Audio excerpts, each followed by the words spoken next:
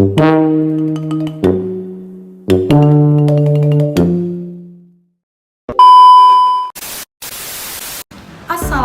warahmatullahi wabarakatuh.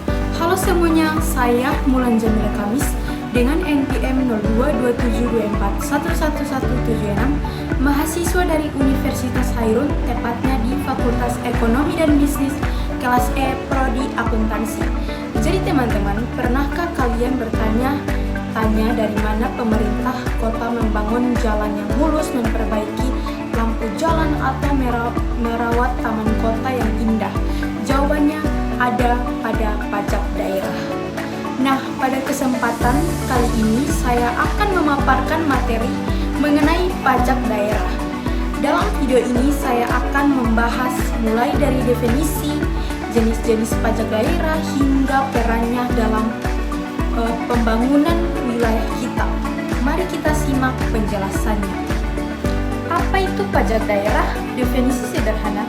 Pajak daerah adalah kontribusi wajib kepada daerah yang terutang oleh orang pribadi atau badan yang bersifat memaksa berdasarkan undang-undang.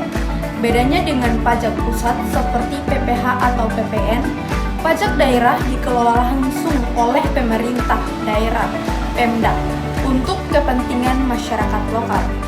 Landasan hukum terbaru pentingnya untuk dicatat.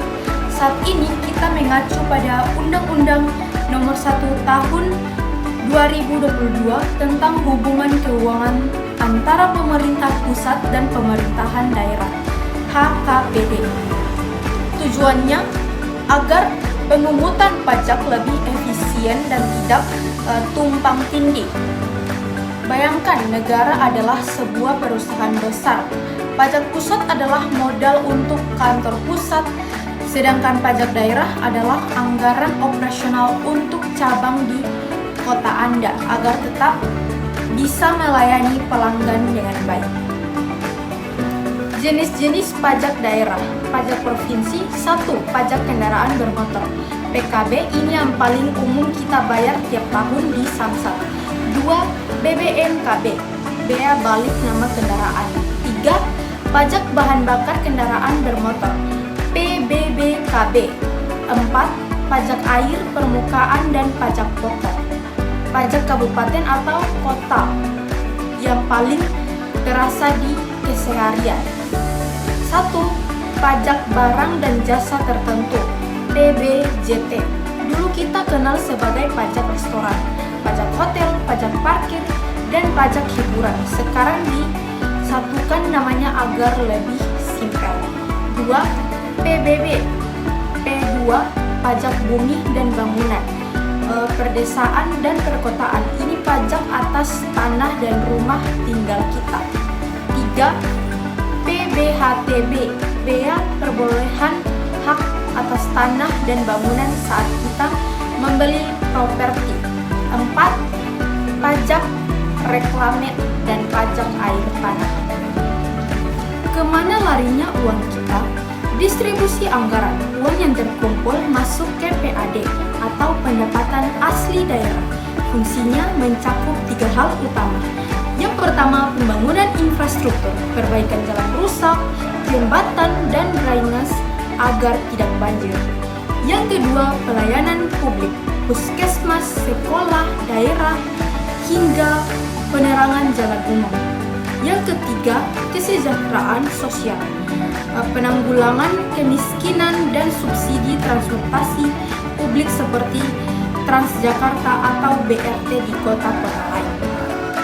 Yang keempat, efek domino. Semakin taat warga bayar pajak, semakin besar ruang fiskal daerah untuk berinovasi.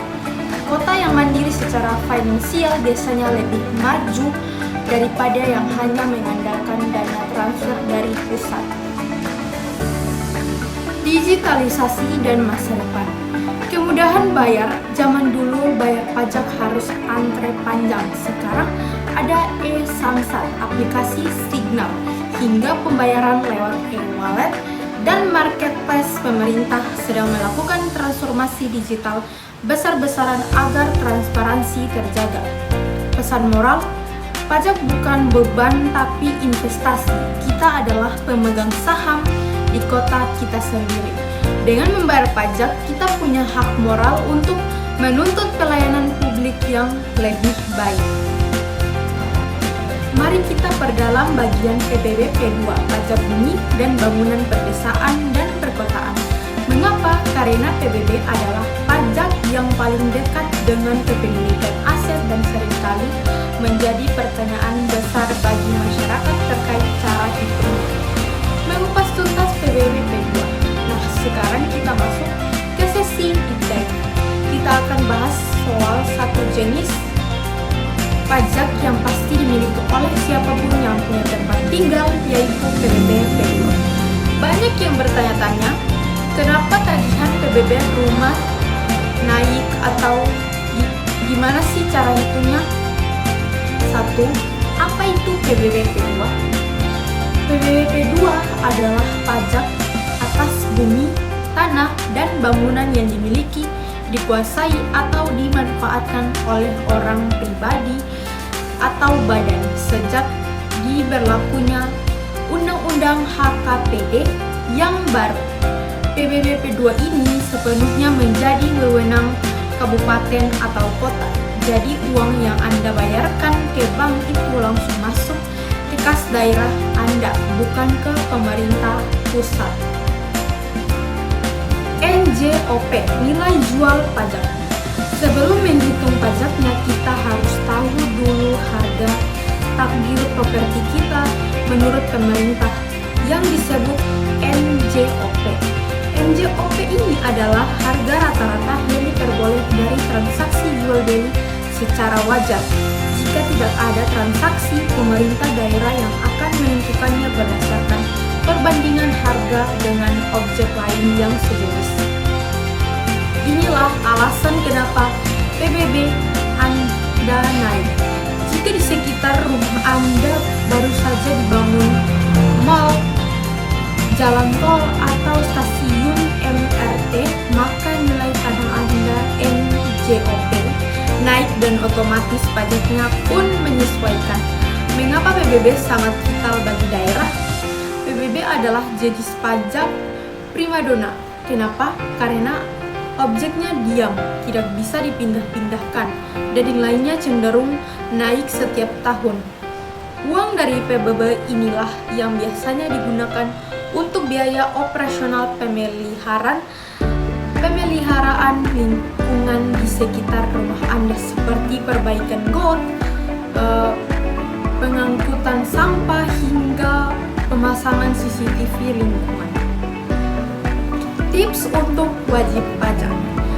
Satu tips penting, selalu cek SPPT, surat pemberitahuan pajak terutang Anda.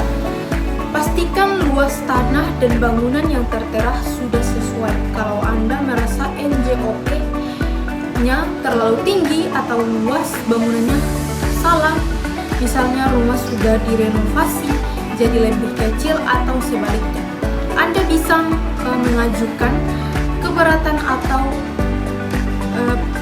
pemutakhiran data ke kantor Dinas Pendapatan Daerah, Dispenda atau Bapenda setempat. Perbedaan pajak dan retribusi. Banyak orang sering tertukar antara pajak daerah dan retribusi daerah. Perbedaannya terletak pada balas jasanya. Pajak balas jasa tidak dirasakan langsung. Misalnya bayar PBB, uangnya dipakai perbaiki jalan di kecamatan. Retribusi balas jasa dirasakan langsung. Misalnya bayar parkir di pinggir jalan, bayar masuk pasar, dan retribusi sampah. Pajak daerah memegang peran krusial sebagai salah satu sumber pendapatan asli daerah (PAD) yang digunakan untuk membiayai penyelenggaraan pemerintahan dan pembangunan di tingkat lokal. Tanpa kontribusi pajak ini, kemandirian fiskal suatu wilayah akan sulit tercapai. Fungsi pajak dalam pembangunan secara teoritis dan praktis. Pajak daerah memiliki dua fungsi utama dalam pembangunan wilayah.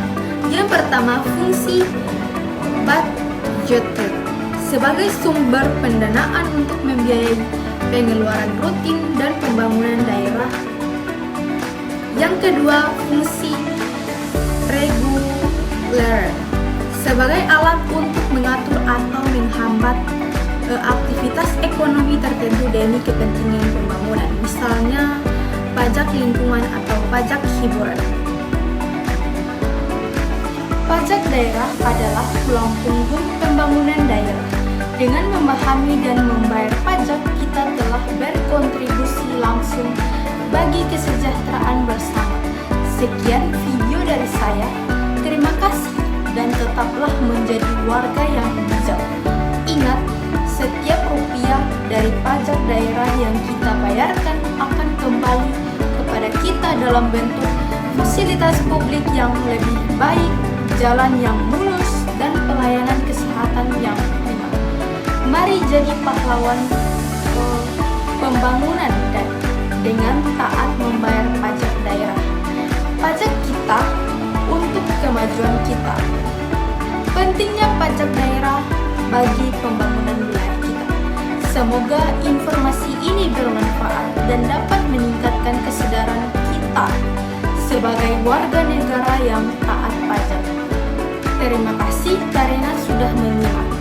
Saya Mulan Jamila Kamis pamit undur diri. Sampai jumpa. Wassalamualaikum warahmatullahi wabarakatuh.